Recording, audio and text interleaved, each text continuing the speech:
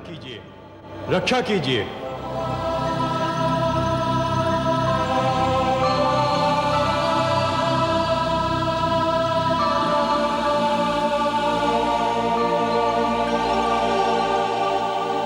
रक्षा कीजिए हे त्रिलोकीनाथ, आपकी सृष्टि संकट में है।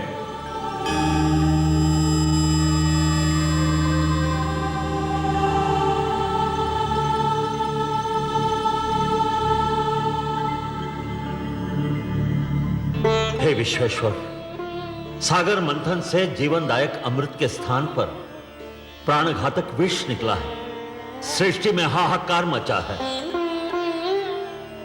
हे आदि प्रजापति, हे देवगण, जीवन को अमर बनाने के लिए मृत्यु से हर पग पर टकराना तो अवश्य पड़ता है।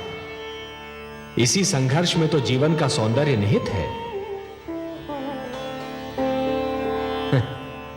जब शिशु माता के गर्भ में होता है तो उसे हर क्षण मृत्यु से संघर्ष करना पड़ता है।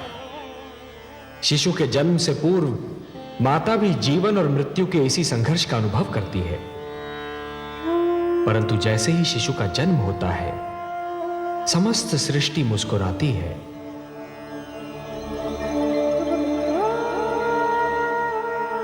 यदि अमृत की प्राप्ति इतनी सरल होती देवगण, तो जीवन और मृत्यु का यह संघर्ष और उसकी यह कथा कब की समाप्त हो चुकी होती। परंतु हे जगदीश्वर, समुद्र में यह विष आया कहां से? यह तो आदि प्रजापति श्री ब्रह्मा की संतान मानव का चमत्कार है। वो जिस वस्तु को भी अपने लिए उपयोगी नहीं समझता, उसे समुद्र की गहराइयों में फेंक देता है। वो ये नहीं सोचता कि जो वस्तु उसके लिए हानिकारक है, वो समुद्र के प्राणियों के लिए भी हानिकारक होगी। मैंने तो जल मनुष्य की आवश्यकताओं की पूर्ति के लिए बनाया था। सत्य कहा आपने हे ब्रह्मा। जल का तो अर्थ ही है जीवन, परंतु मनुष्य ने उसे व्यर्थ और हानिकारक वस्तुओं का भंडार बना दिया है। उसी प्रदूषण ने बढ़ते बढ़ते विष का रूप धारण कर लिया है। उसे एक न एक दिन समुद्र के गर्भ से बाहर तो आना ही था। हे लक्ष्मी नारायण, क्या यह नहीं हो सकता कि यह विष जहां से आया है, इसे उसी समुद्र में वापस फेंक दिया जाए? नहीं देवराज, नहीं। यह समस्या का समाधान नहीं है।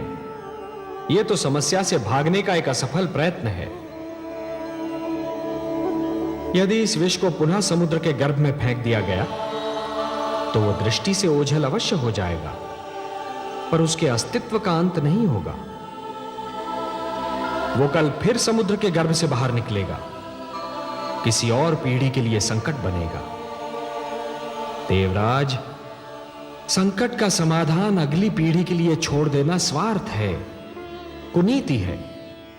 हे सर्वेश्वर, सागर मंथन आपके आदेश के कारण आरंभ हुआ था।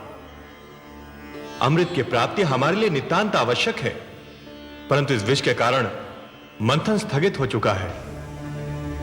आपका आदेश अधूरा रह गया है। हम मंथन करके आपके आदेश का पालन करना चाहते हैं, परंतु यह विष बाधा बन गया है। देवगण, ये बहुत जटिल समस्या है और इसका समाधान केवल भोलेनाथ कर सकते हैं। मैं देख रहा हूं कि इस संकट का निवारण केवल उन्हीं के पास है। चलिए, मैं भी आप सबके साथ उनकी सेवा में चलता हूं।